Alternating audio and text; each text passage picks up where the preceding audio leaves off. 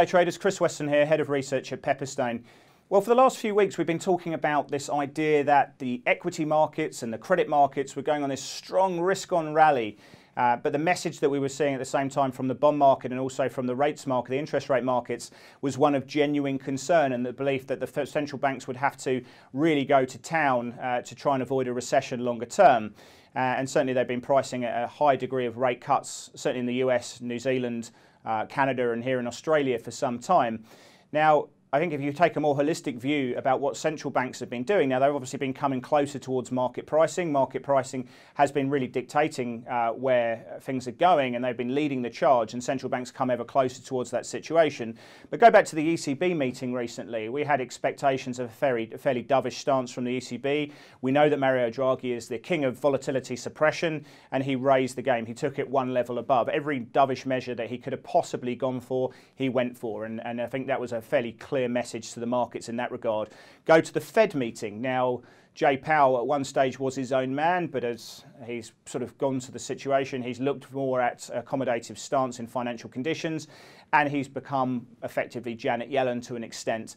Now, every possible metric that we could have seen from the Federal Reserve, they've gone out. They've followed the ECB's lead.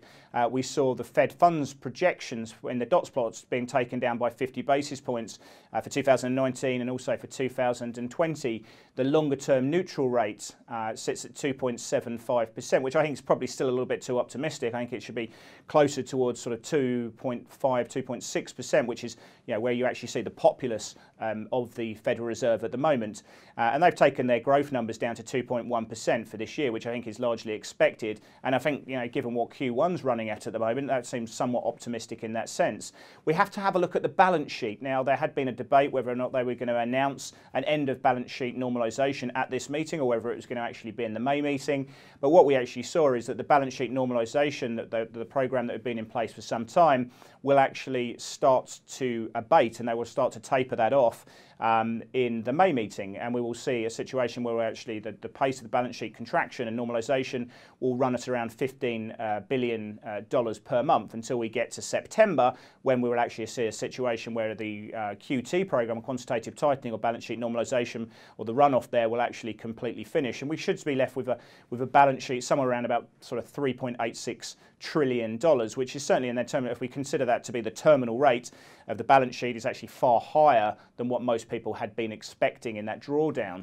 And that's certainly more dovish than what we'd been looking for. If you actually listen to Jay Powell's commentary on the US economy, it's certainly somewhat more pessimistic. And I think you have to absolutely look at market pricing now. We've got one rate cut priced in for next year. That's fully discounted now. In fact, if you go out to 2021 from the beginning of December 2019, we've actually nearly got 1.5 rate cuts being priced in there. We have a look at the yield curve. We know the Fed look at the yield curve, the difference between 3-month US Treasuries and 10-year US Treasuries. And we know that when that becomes inverted, that's a signal that not is all right in the US economy. That's now sitting at 6 basis points. And if we start seeing inversion in that part of the curve, this is the one the Fed look at specifically and said is the best precursor for future recessionary environments, then certainly that is a concern that that's about to go into inversion.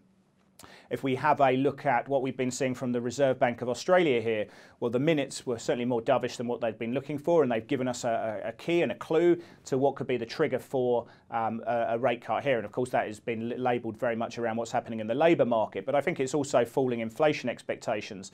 We can have a look at the Bank of Japan, and they recently downgraded their assessment of how things are. But we go to the April meeting, and they would have had a look at what's happened with the Fed and the ECB. And of course, in that situation, they come out with new economic projections, and there's a likely chance that they'll probably go above and beyond market expectations as well. Now, we have seen some signs of green shoots emerging in the Chinese and European economy that makes us believe perhaps the worst is behind us.